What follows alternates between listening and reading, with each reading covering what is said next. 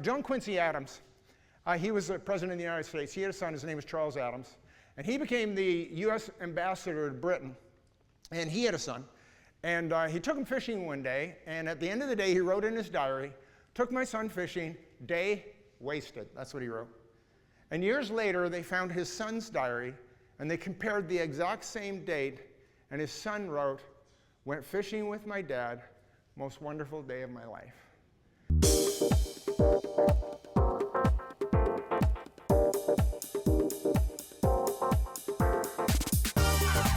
Welcome to Church of the Rock from Winnipeg.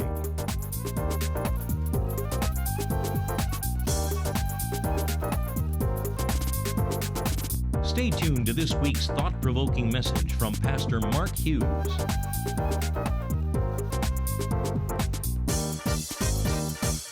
Let me start by saying this, actually. Let me tell you what we're going to talk about. We're going to be giving 3 cheers to Dad. We're going to put a big positive spin on it. And the 3 cheers are going to be this. I'm going to throw them up on the screen. They're going to be faith, they're going to be family, and they're going to be football. And if you don't like football, we can put fun in there. It doesn't matter. Any male can father a child, but it takes someone special to be a dad. And you know, when you look at a generation ago, think about television and how they portrayed dads a generation ago, particularly those that are my age or older. Do you remember the dads of a generation gone by? There was, you know, My 3 Sons and Father Knows Best, Leave It to Beaver, and the Andy Griffith Show. And the dads were heroes. They were wise, they were kind, they were smart, they were problem solvers, they were solid people. And then as the decades went by on television, the dads became dopier and dopier and dopier until today, dads on TV are criminals or losers. I'm right about that, right? I mean, you know, you've got Tony Soprano in The Sopranos, you've got Walter White in Breaking Bad. I mean, these are terrible, horrible people. And even in the comedies, the fathers are awful. You look at 2.5 Men. Remember 2.5 Men? I thought they were being generous, giving Charlie Sheen a half a man status. I think that was being generous. That's what I thought. So what we're going to be doing today is we're going to be doing 3 cheers to dads, and we're going to be spinning them in a much, much better light. And it's interesting when you go into Scripture, I'll admit it, there are some bad dads in Scripture. And it's interesting, the Bible always has some bad examples, but there are many, many, many good examples of dads. But today what I'm going to be doing, I'm going to be zeroing in on someone you rarely probably think of in terms of being a father, but in fact, he was an exemplary father. And I'll tell you who it was. His name was Job. Well, whenever we think of Job, what do we think of? We think of this victim of absolute misfortune. You know, Job and his horrible, terrible, no good, very bad day, except it wasn't one bad day, it was 9 months of bad days. And yet this is what the Scripture says about Job. It says that he was blameless, he was upright, he feared God, and he shunned evil. And you remember the story. God was so proud of him, he was bragging about him to Satan. Now, I don't know about you, but if it were me, I would have wanted God to just keep his mouth shut on that. Like, don't like draw so much attention to me. But that's what he did, and of course, you know what happened was Satan attacked him, and he had 9 months of living hell. And most of you know most of that story. But we're going to pick this up where it talks about his family, and I want you to look at something that you've probably read, but you've never really focused in on. And so we're in Job chapter 1, verse 4, and it says this. First of all, it tells us that he had 10 children. He had 7 sons and 3 daughters. So keep that in mind as we read this. Verse 4, and his sons went and feasted in their houses, every one his day, and sent and called for their 3 sisters to eat and drink with them. And so it was, on the day of their feasts were gone about, that Job sent and sanctified them, and rose up early in the morning, offered burnt offerings according to the number of them all. For Job said, it may be that my sons have sinned and cursed God in their hearts. Thus did Job continually. And this verse tells us the priority that Job's kids were in his life. We know this, that Job was the richest man of his day. He had cattle and he had everything you could imagine, all kinds of wealth and all kinds of wonderful things. And he had these 10 kids that were the apple of his eye. And we know this, they're not kids anymore, are they? Because they've got their own houses and they all love each other and they're bringing their sisters over for having these meals. And it says that Job continually offered up sacrifices. And his greatest, deepest concern was this. He was concerned that they might sin and fall away from the Lord. We read the story of Job. Nothing but nothing was more important to him than this one singular thing. And see, when we think of dad's roles, we always think, well, the father is the protector, he's the provider, he's the professor. And we rarely remember the fact that the primary responsibility of the father is to be the purveyor of the faith. He is the one that is supposed to be instilling the faith onto the children. And we a lot of times think that's the mother's role, but you look in Scripture, it's not. Deuteronomy 6, the men are commanded to teach their children. Proverbs chapter 4, the men. The Ephesians chapter 6 in the New Testament, the men. It is our job to raise them up in the nurture and the admonition of the Lord, to train them up in the way they should go, that when they are old, they will not depart. And there is an influence of men that is extraordinarily powerful when it comes to spiritual things. So I'm going to tell you a little story about this. You need to take it with a bit of a grain of salt because some of you aren't going to like some of the stats. But there was a research project that was done in Switzerland, a Swiss study, and it studied churchgoers over the years, over a long period of time, and it wanted to know what would happen when mothers took their kids to church, or whether fathers took the church, or they took them together in families, and what did the long-term results of that be? And this is the results. They found that if mothers took their kids to church alone, there was a 2% chance that those kids they raised up would be regular weekly church attenders in their adult life. 2%. And I know that doesn't sound very good. Understand that that didn't mean they weren't Christians. It just meant that regular church attendance thing was not a habit for them, 2%. The same study found out that if both the mother and the father brought the kids to church together, 33% were regular attenders in their adulthood. But here's the most amazing part of this, to me anyway. If only the father took the children to church, 44% of them actually ended up being long-term churchgoers in their adult life. I know what you're thinking. Moral of the story, moms, you might as well stay home, right? Your work here is done. And that's why I say take it with a grain of salt, and don't take the wrong thing on this. All it's pointing out is how important it is for the role of the father, because here's a little secret about manhood and about children, and we don't exactly know why, but it's true, that children do not do what their parents say, they do what their father does. And they have discovered, and they've done research project after research project, for whatever reason, kids will imitate their father. Not so much their mother. Boys and girls will both imitate their father. And so I'm putting a heavy on you guys, because you men, you fathers in the room, your kids are watching you. So let me give you a little example here. We've been talking about root beer. So Kathy doesn't like root beer. She doesn't drink root beer. I don't know if I've ever seen her drink a root beer. Yet for some strange reason, my kids love root beer. Well, you know that I love root beer. Kathy does not like mustard. She will not eat it. She doesn't even like having it in the house. It stains everything. She would just as soon not have it. My kids love mustard. I put mustard on everything. Now here's the strangest one of them all. Kathy does not throw her clothes on the floor. And yet, our kids growing up all threw their clothes on the floor. It was a mystery that we never figured out. To this day, I'm not sure why that happened. Now, here's my point, people. Follow with me here. So, we think it's the mother's job to take their kids to church. If the mother takes the kids to church and the father takes the kids to hockey, what are those kids going to end up being? Hockey players, not church goers. So there is this tremendous responsibility on us that our example to our kids, fathers, is far more profound than you will ever know. See, we're going to end up doing what our fathers do, and when it comes to faith, if our fathers aren't coming to church, you're all here, so I'm giving 3 cheers to you guys at the moment. But understand this, if we're not going to be part of this, what hope, what chance do our kids have? But let me add another layer to this, because to think it's automatic, if I just have a good example, then my kids will end up perfect, I got news for you. You have to be even more intentional about it. If you want it to really stick and to really sink in, you have to instill the faith into your kids. I remember hearing a story years ago when I first got into ministry, and it was about a guy named Billy Sunday. Before there was a Billy Graham, you all know who Billy Graham is, was the great preacher. There was a Billy Sunday.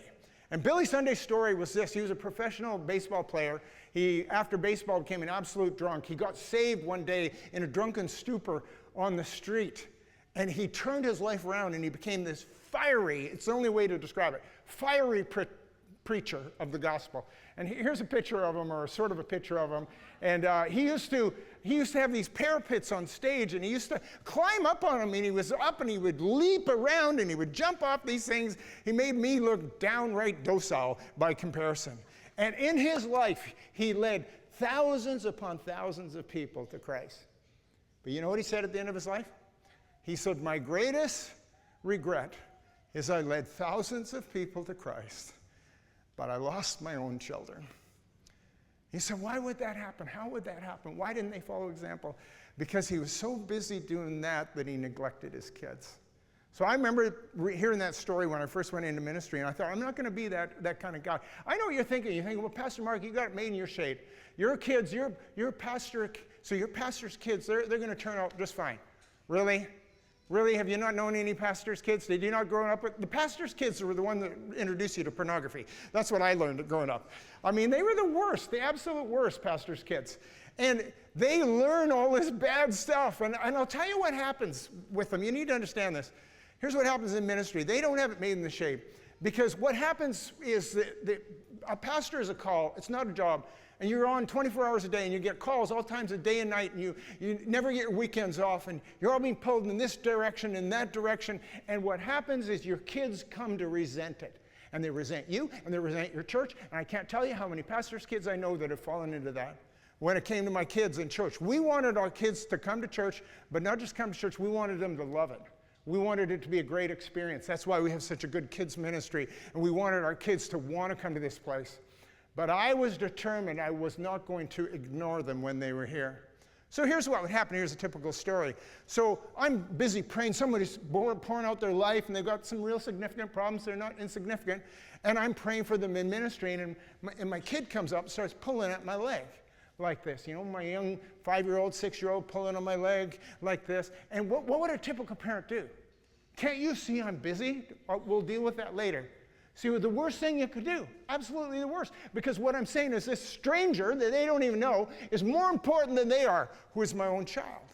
So what I would do is I'd be praying for this person, and the kid was pulling at my leg. I'd say, can you excuse me for a moment? I'm pretty sure God can wait. And then I would bend down, and I would get right in the face of my child, and I would smile, and I'd say, what can I do for you? And they'd say, I need $1. So I'd give them $1, and they would go away. And that dollar, not the dollar, but the attention, you get this, is the difference between succeeding and failing as a parent. And it's so important for us to realize there's nothing more important in your life, nothing, than your kids. Don't say you have to go to work and you have to do this and you have to do that because you're putting bread on the table and you're doing it for the good of the family. Your kids don't actually care about that. They care about you actually being there. So when I was in around grade 5, something like that, I had these two friends, and they came from very different worlds. They lived a block apart on the exact same street. And the one kid's name was Bob Lawless. Catch that last name. And the other kid, not a word of a lie, his name was Keith Straight. And here's what the deal was. Keith Straight, his parents were missionaries, and he came from Africa. He was a white guy, but he was a missionary in Africa, and they came back for a year furlough. And while they were on furlough, he came to my school, and we became best friends. And he was the straightest guy I'd ever met in my life. I didn't know what a missionary was. I had to go home and ask my parents what it was. And he was just the nicest guy you would ever meet in the whole wide world. He only had 3 toys, and if I admired one, he would give it to me. My father was a lawyer. I had 100 toys, right? So I had to make sure I didn't admire his toys, or he would just give what little he had away. So that was him. And then on the other hand, we had Bob Lawless, and his house was a riot. I mean, it was just absolute squalor. It was mayhem. There was no rules, and they lived lawlessly, just like their name implied. But the thing I loved about it was if you went over there for dinner, they watched television during dinner. Nobody did that. And you didn't have to go to the dining room to do it. We just do it in the living room. And I'll never forget Mr. Lawless. He would be sitting down in his lazy boy like this, this big stomach with this white t-shirt, and his plate was sitting on top of it, and his shirt was like a tablecloth, and his napkin, and he'd be watching television and shoveling food into his mouth and wiping his face with his shirt. And I thought, this is awesome. Why don't all people live like this? And so then, a week later, I went over to Keith Straight's house. They invited me for dinner. I'd never been over for dinner. And his mother made this, she wore a head covering. She was very traditional. And she made this beautiful meal, and it was sitting on the table, and there was steam coming off of it. And then the father said something I'd never heard before. He says, I think before we eat, we will have a season of prayer. Now, I didn't know when he said season of prayer, he meant like, spring, summer, fall, that kind of length. But that's what he had in mind. And so he started the season of prayer with some Bible reading. And I think he was in the book of Numbers or something. And he starts out and he says, and Ozempic beget Tramoset, and Tramoset beget Percocet, and Percocet beget Adderall. I don't know if those were their exact names. That's just the way I kind of remember it. And I thought, oh my goodness, that's weird. And he finished reading that, and then he says, now we'll take a time of prayer. And they all bowed their heads like this, put their hands on their forehead and went like this. And we sat there for 10 minutes. And I'm looking up like this, and I'm thinking, like, have they died? Or like, are they waiting for me to say something? Or what's going on here? And that food is getting cold. It looks really good, but I want to eat it. And so finally he said grace, and then she said grace, and then Keith said grace, and then they turned to me and said, would you like to say grace? And I said, well, I have one. It goes like this: rub-a-dub-dub, thanks for the grub. Yay, God.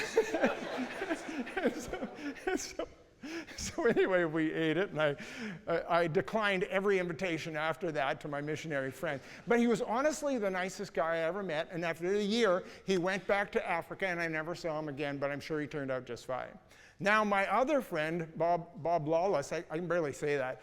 My daughter Danica always said, Pop, your name should have been Bob Loblaw. I said, why would I want to be called Bob Loblaw? And she says, then you could be Pastor Bob Loblaw. Anyway, so you can imagine how Bob turned out. He didn't turn out very well. In high school, he was the drug dealer, and I heard that after high school, he actually became a pimp. And do you know where he landed? Do you know where he ended up landing in life? Real estate. It's a slippery slope, people, that's all. I'm just telling you, it's a slippery slope, man. You gotta be careful. So let's hear 3 cheers for faith. Hip, hip. Hooray! Hip, hip. Hooray! Hip, hip. Hooray! How good is that? So the first thing is faith. I spent quite a bit of time on that, but we have a couple more to do, and we'll do them quickly. So the second thing is family. And this is so important to Job. We look at Job, and it's a sad story, you know that. He clearly has these 10 kids that he loves dearly, and he's praying for every single day. And what happened is Satan attacks him, and Satan destroys his barns and destroys his crops and destroys all of his animals and all his livestock and all his possessions. And then the roof on the house of one of his children collapses and kills all 10 kids. You know, one of the most painful things that happens in anybody's life is the loss of a child. Do you know that? There's nothing more painful than that. And the reason is that we are not wired to outlive our children. And when we lose a child, there's something that is beyond any other death that you can have in a family. And he didn't lose one, he lost all 10 of them. And so it says that after his children died, it said he tore his clothes, he shaved his head, and he laid down and he worshiped God. And the thing we know about Job was he never cursed God, and he never resented it, and he accepted what happened. He lived in absolute pain and grief for those moments. And everybody around him, including his wife and including his friends, counseled him, curse God and die. Look what he's done to you, curse God and die. And he would not, and that's why he made it through his trial, because he never gave up his faith through this thing. And I know that some of you have experienced the loss of a family member, a child, and it's so painful. And we lost 2 in my own family. My mother, who was here at the early service, I told this story. She's now 94 years old, and her memory isn't what it used to be, and she's forgotten a whole bunch of stuff. And almost every single week, she asked me this question. She said, what happened to your brothers, Timmy and Brad. And I don't want to tell her. I don't want to tell her what happened to them because I know what it's going to produce in her, but I can't lie to her. I have to answer the question. So I said, Mom, Timmy drowned in the river on Father's Day, and Brad died of cancer. And every time I tell her, she is struck with this wave of grief anew and afresh, right? Because she's forgotten that.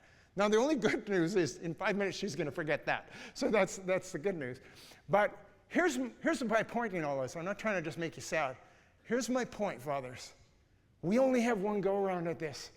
We only have one go-around with our kids. Nothing, I'm telling you, nothing is more important than these children. Not your job, not your hobbies, not these other things you're busy doing. Your kids are what's important. And you see, here's the simple advice I'm going to give to you, men. You just got to put in the time. You just got to put in the time. It's that simple. And you think, well, is it productive? Is it valuable time? And the answer is yes. John Quincy Adams, he was the president of the United States. He had a son. His name was Charles Adams. And he became the U.S. ambassador to Britain. And he had a son. And he took him fishing one day. And at the end of the day, he wrote in his diary, took my son fishing, day wasted. That's what he wrote. And years later, they found his son's diary, and they compared the exact same date, and his son wrote, went fishing with my dad, most wonderful day of my life. And you see, we don't understand that just putting in the time is of incredible value. And so I had a blessing. I didn't know it was a blessing at the time, but my kids went to this school over here, Linden, and it wasn't anywhere near our house. It was a 20-minute drive. But I drove them to school every single morning for 15 years. I drove them to school, are you ready for this? 3,000 times.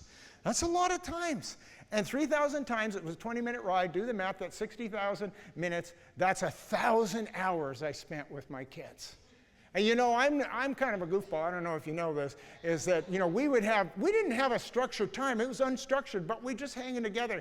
And here's what I'm a bit goofy about. I'm a typical dad. I have trigger words. And if you say the wrong word, and if it reminds me of a song, I'll sing that song. And every morning, my kids, they fought for that front seat. Shotgun, call shotgun. And every time someone said shotgun, it triggered, and I started singing. Shotgun Willie sits around in his underwear, biting on a bolt and pulling out all of his hair. He's got all of his family there. I sang that song 3,000 times. That's why I'm such an excellent singer today, because of that. I'm just telling you. And so for 15 years, I'm driving to school, and I remember it's the last year. My youngest daughter, she's finally in grade 12, and it's the end of the road for this. It's the first day of school, and I said, I can't believe I'm still driving you to school.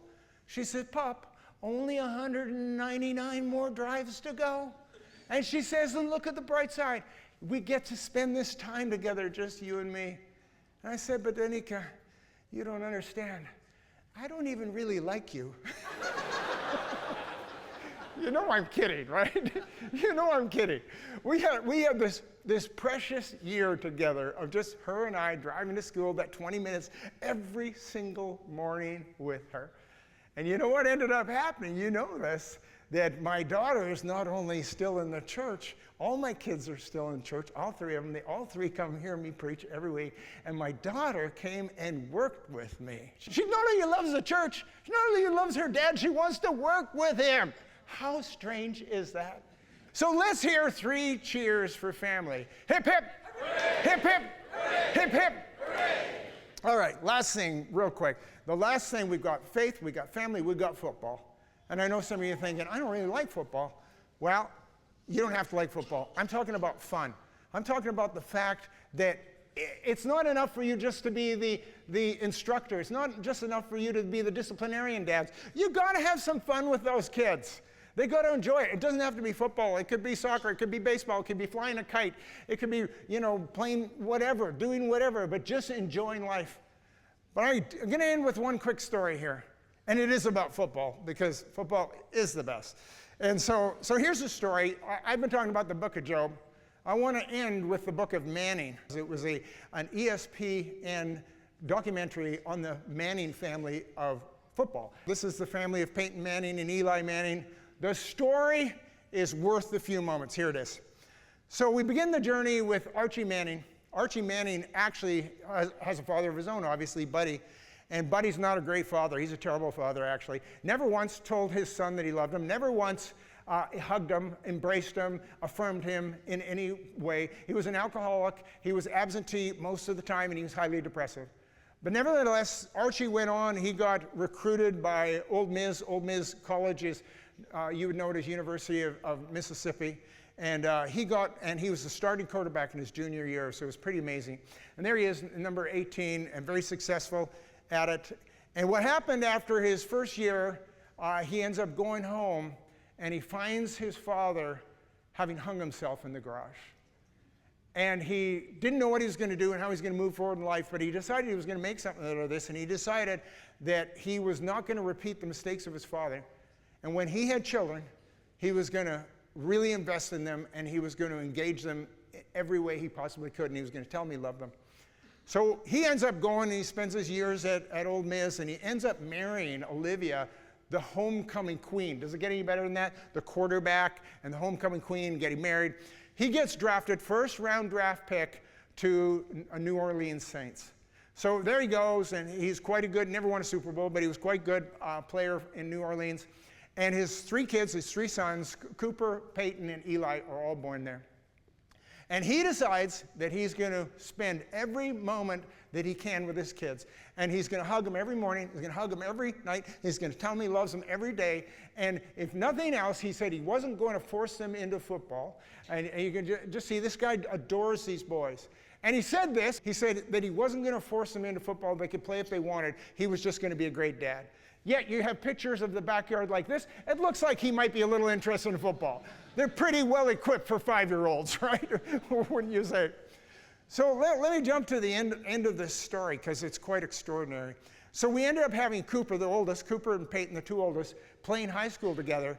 And Peyton is the quarterback, and Cooper is the receiver, and they end up winning the championship. And then, of course, Cooper, as a receiver, he gets recruited, first recruit for Ole Miss, the alma mater. He goes back there and he's playing, only to be diagnosed with spinal stenosis, an area of the spinal cord, and having to quit football. Now, he still went on. He's still alive and doing well today, and he's very accomplished in business, and he's an NFL commentator.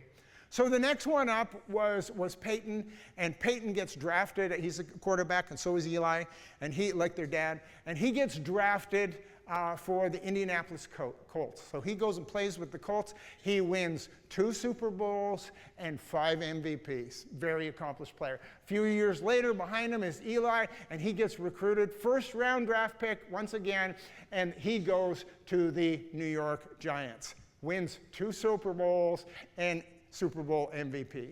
Both of them hugely decorated. Interestingly enough, they never met each other in the Super Bowl. So there's Archie on the right. There's his 3 good-looking sons, and some of you are very familiar with Eli and Peyton in particular. But here's the thing a lot of people don't know about the Mannings, is that they were devout Christians, every one of them. He raised them up in the nurture and the admonition of the Lord. And Peyton's probably the most outspoken, and he tells a story about when he was 13. And they were in New Orleans. They were at their church that their dad took them to. And the pastor that day said, if you were to die tonight, do you know you'd be going to heaven? And God spoke to his heart, and he got up and he walked that aisle, and he went right to the front like they did in those days, and he gave his heart to Christ. And he's been following Jesus his whole life, as are the other brothers. And whenever he speaks, because he's very, in demand to speak at places, and he'll speak to young people, and he'll go to colleges, and he says, here's your priorities. These are the 4 most important things in your life. Number 1 is faith. Number 2 is family. Number 3 is education. I forgot that one. And number 4 is football. And you see, this is what it's all about, guys. We have this journey we're on. We only have one go around on it. Let's not screw it up. Let's put everything we can, faith, family, and fun. Let's be like Joshua, who said, as for me and my house, we will serve the Lord. Let's have 3 cheers for dads. Hip, hip. Hooray! Hip, hip. Hooray! Hip, hip. Hooray! All right, let's stand together.